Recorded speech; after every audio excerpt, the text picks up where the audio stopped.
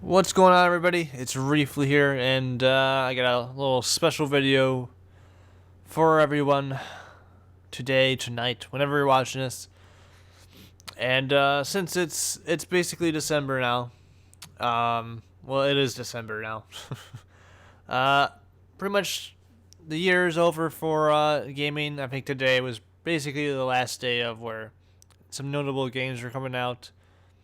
Um, so I thought it would be a good time to list my top 5 games of the year and get to my game of the year for 2015. So this year, it was the second year of this console generation, second full year, um, and it was for sure the best. It was one of the better years in recent memory. A lot of good stuff came out, and some of the best games in the last few years came out. It was a really good year, a lot of good stuff to play. Um, and unlike previous years, there wasn't too much that disappointed. I mean, there's still a fair amount that was disappointing, but a lot of stuff overachieved also. So it was a really solid year. Um, Overall, I think I played less games than previous years. That's just because I was doing less Let's Plays, and that's a huge reason why. Because Let's Plays, it basically forces you, or yeah, I basically had to force myself to play a game sometimes. Um, so yeah, I only beat. I think I don't know exact count, but I think this year was the fewest amount of games I beat in a year, and quite some time. Probably since like 2011. So, and that's just because a mixture of not doing Let's Plays anymore, and I decided to play more RPGs this year. Previous years, I had not kind of played a whole bunch of RPGs. I still played them, but this year I played a lot more. And my average game, like my average time of a game that I beat, was probably like 30 to like 35 hours. So like it was really devoted to RPGs this year. Um yeah. So not too I didn't beat as many games as I usually do, but I beat a lot more RPGs, which is fine with me. That's my favorite genre, so and pretty much a lot of the games in my top 5 are RPGs. But I'll count down my top 5, and then I'll kind of right before we get to my number 1, I'll list some of my uh, honor, honorable mentions, stuff that I think is still really good. Um, because a lot of games that aren't in my top 5 would probably be my like top 5 last year for sure. Um, but anyways, let's get to number 5. Number 5 came out of nowhere, and it was a game I didn't even know about until October. And it is Undertale. I just decided to pick this up because I heard a lot of good things. It was reviewing really well, and the game just really was something unique and something I hadn't seen in a long time.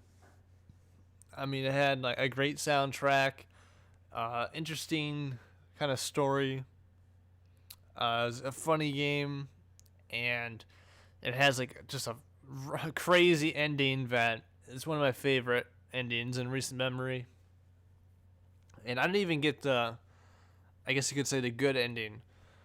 Um, but yeah, it's just a game that just came out of nowhere. It was just a short, kind of like 6 to 7 or 6 to 8 hour game that just kind of surprised me. I didn't know what to expect from it, and it just blew me away. And yeah, it's just one of the best games of the year. You should definitely, if you haven't played it, you could either watch my playthrough of it, which I think it's worth watching. It's interesting. or you can just play it. I would recommend playing it either way. But yeah, it's just a fantastic game, great comedy. I just really, really liked it, and it's just kind of one of probably the biggest out of nowhere game for this year, and I'm sure it's gonna win a few Game of the Years and probably a lot of other awards. And it's worthy of those awards because it's quite good. But yeah. So that's number 5, Undertale. Man, I keep like losing my voice for some reason. This always happens just randomly in some videos, and I don't know why. I'm losing my stamina for talking. But yeah, number 5, Undertale. Just a really great game. Number 4. Number 4 is Batman Arkham Knight. Now, I think when I look back at that game, I'm a little bit more negative on a game than when I first played it, and I think I just have like such like just bad memories of it's a combination of like bad memories of the Let's Play I did of it and just the Batmobile that it just hurts my image of that game. But then I think back, I'm like, that game was still really freaking good. Like, I played it to death when it came out, and I thought the story was the best in the series. And, like, the combat was still good. The only thing I didn't like really about it was the Batmobile. Yeah, Batman Arkham Knight, I think it was probably a little bit disappointing compared to Arkham City and not Origins, Asylum. It's probably the worst out of those kind of main 3 games, but it's still a fantastic game. And it was a good way to wrap up that Arkham series. Yeah, just a really good story, good characters, just a good experience, a good like 15-hour experience that you can have. Yeah, and just if it just took away the Batmobile, man, if it just would have been so good, it would have been so much better. But that's just my opinion. So yeah, Batman Arkham Knight, number 4.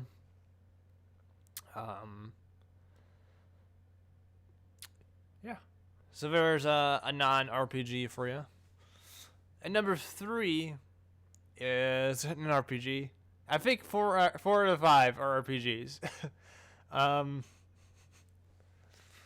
Yeah, so number 3 is probably the game I was most looking forward to this year, and it is Fallout 4. So yeah, once Fallout 4 was announced, it was pretty much just like that. That's my game I was looking most forward to. I was super pumped for it, and the closer we got to release, the more excited I got for it. And I tried to not get myself overhyped on it, and I think I probably fell into getting a little bit overhyped, and I was trying to prevent that, but I still don't think I got too overhyped. Because I expected it to be a Game of the Year candidate, and it was. It's number 3, which has nothing to sneeze about. But I think just little parts of it just didn't live up to what I was hoping, but it's still probably, I guess as far as traditional RPGs go this generation, I would probably say it's number 2, which is definitely saying something. And overall, it's just more Fallout, and it was just really well done, just really fun. I mean, there's nothing like playing a Fallout or Elder Scrolls game for the first time and just going out and exploring. And basically, that's what I did. I mean, I played the game like 30 to 35 hours the first week it came out, which says something about it. I know a lot of people did that, and there's only like maybe I think only one other game I played that much during the first week. And the other game, I was off of school and I wasn't working. When Fallout came out, I had school and I was working, so I still put in a whole bunch of time. It's just really good. I mean, there's parts that I just didn't like, and I feel like it kind of like I thought the side quests and stuff weren't as good as far as story driven, but just exploring, the gunplay was improved. It was just really all just good. Yeah, and I know this is, I think as far as kind of overall community of gamers, I would say this is either, yeah, this game, like Fallout 4 or Metal Gear Solid 5 are the ones I hear most as far as just gamers overall saying is their game of the year. So yeah, it's gonna win a lot of game of the years. It's not my game of the year, but it's, I mean, if it came out last year, it probably would have been my game of the year. Or maybe not, because Dark Souls 2 came out last year, and I still can't believe that. It doesn't make any sense. I swear, I keep forgetting that came out last year, and that's one of my favorite games of all time. So maybe it wouldn't, but Fallout 4 is really good. I can't wait to play. I mean, I'm still going to keep playing it. I haven't played it in like a week. That's just because I'm taking a little break from it. I mean, I played it for like 40 plus hours already. And I'll probably go back to it over and over again. But it's a great game, and I'm sure it's probably some of yours, you guys' and girls' game of the year. So yeah, Fallout 4 is number 3. Number 2 is pretty much the first big game I played. I guess not first big game, but probably before Fallout 4 was officially announced, it was probably my most anticipated game coming into 20. And before Fallout 4 was announced, and if you take away the fact that Zelda Wii was delayed, this was my most anticipated game coming into 2015. It was Bloodborne. So Bloodborne is number 2. And I think Bloodborne, for like the first playthrough of a game, it's probably my favorite moment of the year, is just playing through Bloodborne for the first time. Because there's nothing like playing a Souls type game for the first time, because you just don't know what to expect around each corner. You don't know what to expect when it comes to bosses, and you don't know, like, it's just an unexpected like challenge that just makes you feel good, and it's just really well done. And Bloodborne was just so much different than, Dark Souls, Demon Souls. I mean, the setting was just really well done. It's probably one of my favorite settings of the year. And it was different, more than different enough than the Souls games to make it feel like fresh, and still have that kind of Souls aspect that everybody loves. And it was just such a blast to play through, even though it was hard. It still was just a blast to play through. I mean, I've gone back and played the game since it first released. I beat it twice the first time, or within the first month it came out. And I'm currently playing the DLC right now, which, after months of kind of struggling for the game, I'm kind of getting back in the rhythm of that game, and I'm really digging it again. But yeah, Bloodborne it's just such a great experience to go for a first time, and it was just a great way to kind of kick off the year. I know it came out in like March, but it was a great way to kind of get off this year, and it was for the first part of the year, it was a pretty solid candidate for my game of the year. And it's one of the best games of this generation, for sure, no doubt. It's probably top 2 or 3 in my opinion.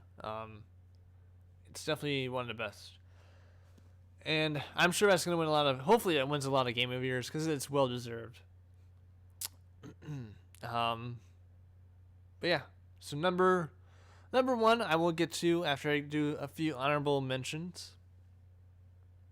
So there's tons of games. I mean, that like could really have fought for fifth place with Undertale.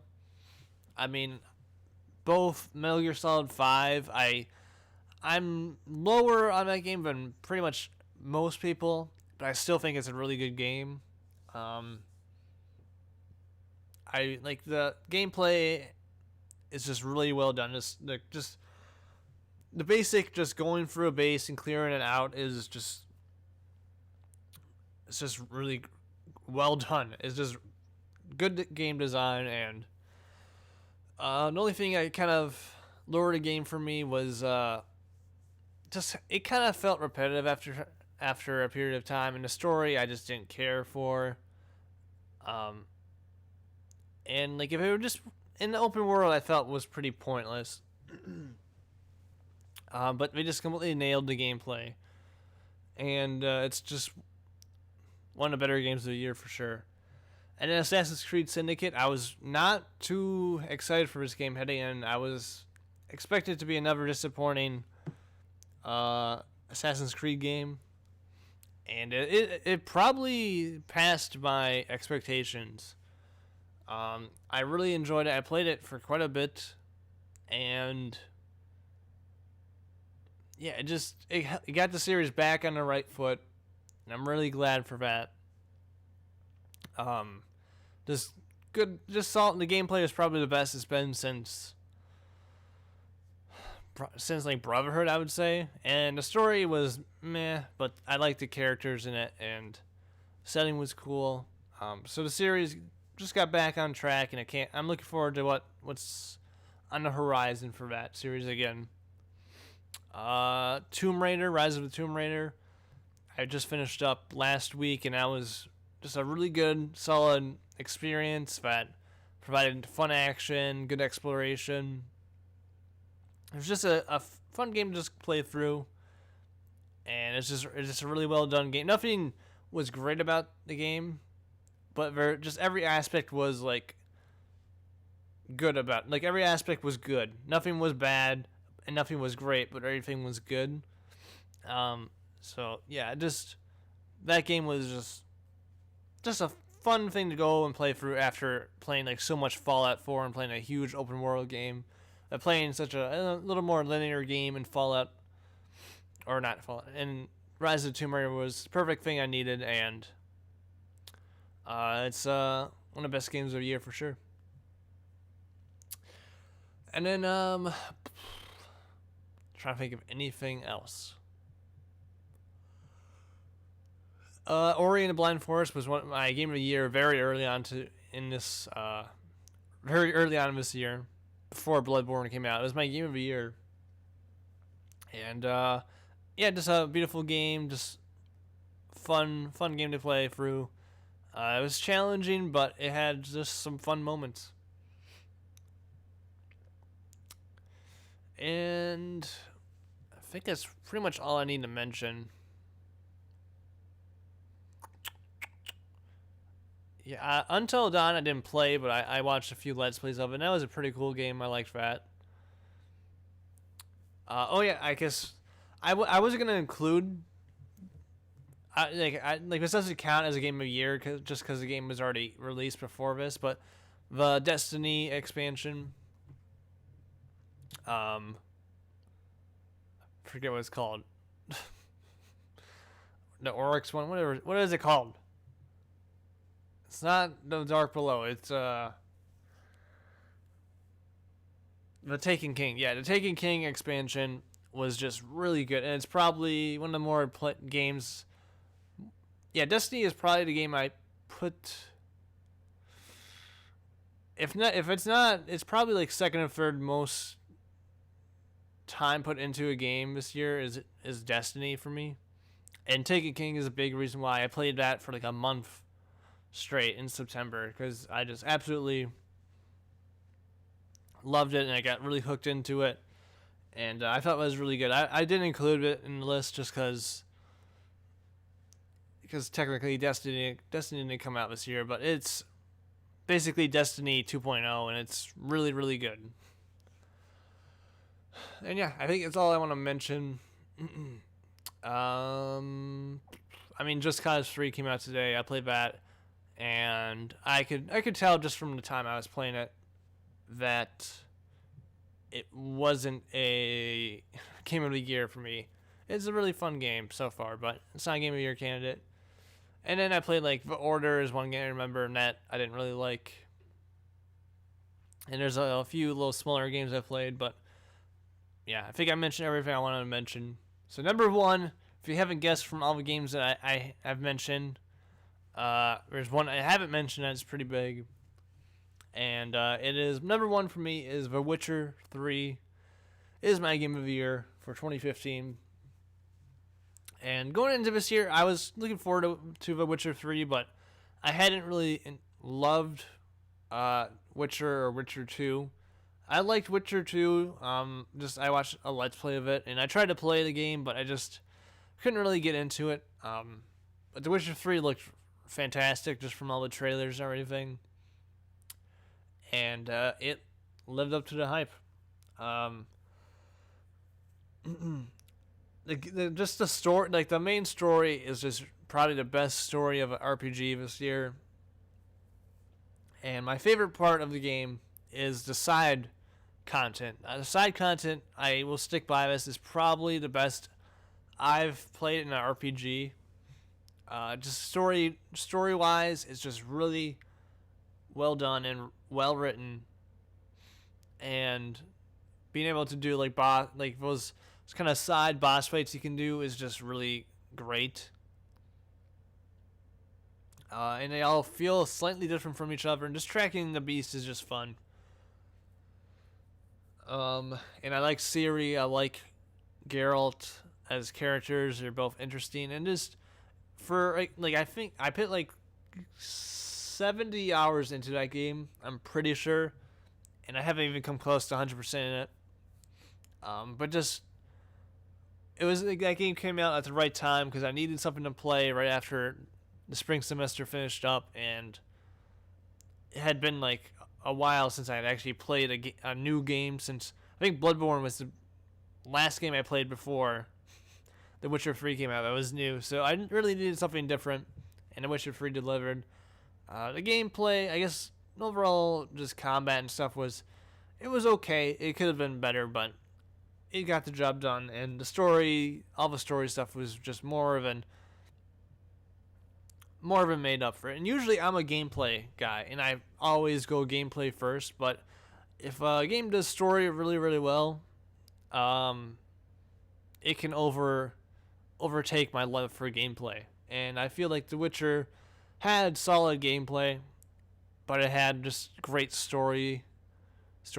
So yeah, The Witcher 3, The Wild Hunt, is just a fantastic game. I consider it the best game of this generation so far, and it's one of the best RPGs I've played. So yeah, so it's my game of the year. It's fantastic. I'd highly recommend playing through it. I know it's a long game, but if you holiday break's coming up for a lot of people. Just sit down and put some time into it. It's a perfect holiday break game, in my opinion. Because if you live in like a place where it snows, there's nothing like playing like a game like The Witcher and just relaxing at home and just playing it for like 6-7 hours straight and just exploring this world. Yeah, so definitely if you haven't played it or you haven't gotten that much into it, just keep playing it. It gets better and better. Just main story is really long, but once you get to like the second half of that, once you get past the whole dandelion thing, it's really, really well done and really good. And multiple endings kind of help to make you want to replay that game. And honestly, I have not gone back to that game since I beat it. And I think I eventually will. I'm probably going to pick up the expansion that came out a month ago at some point. I haven't really had time to go back to it. But yeah, it's my game of the year. Absolutely love it. So yeah, that is my game of the year for 2015. It was a fantastic year, like I said. I'd say it's on par with 2013, which had BioShock Infinite, GTA 5, A Link Between Worlds. What else did I think Tomb Raider, another Tomb Raider came out that year. Yeah, that was a really good year. And this year I feel like was on par, if not better than that. And that's something to say.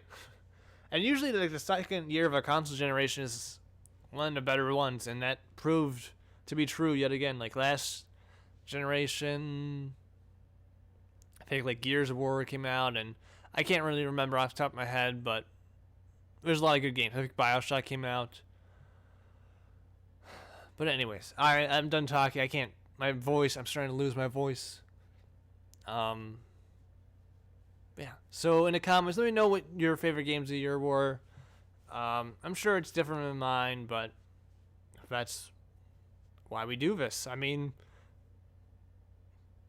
I'm sure. I mean, everybody has different experiences. Like I said, I didn't like Metal Gear Solid 5 as much as other people, but I'm sure somebody experienced something completely different in that game and made them fall in love with it, and I can totally get that. But yeah, next year, 2016, seems like another great year. I mean, I think we said that going into 2015, and it luckily turned out to be true. A lot of games still got delayed to 2016 though. Yeah, I'll probably make a list of my top 10 most anticipated games going into 2016, because there's a lot of good stuff next year, and it's going to be hard to make a top 10, honestly. But I'm looking forward to it. So, that should wrap up this video. And like I said, let me know what your favorite games of the year were. But yeah, I played a few games that didn't come out this year, though. So, like, I think basically the only ever games I didn't beat that didn't come out this year were Persona games. And I guess I beat a few other RPGs. So this year was the year of the RPG for me, because I played a whole bunch of those, and a year of discovering Persona, because I freaking love that series now. But that's another topic, another day. So thank you for watching, and I'll see you guys around for the rest of 2015, where hopefully I can get back on a more regular basis of uploading. And I'll see you in 2016, where hopefully we have another great year in gaming.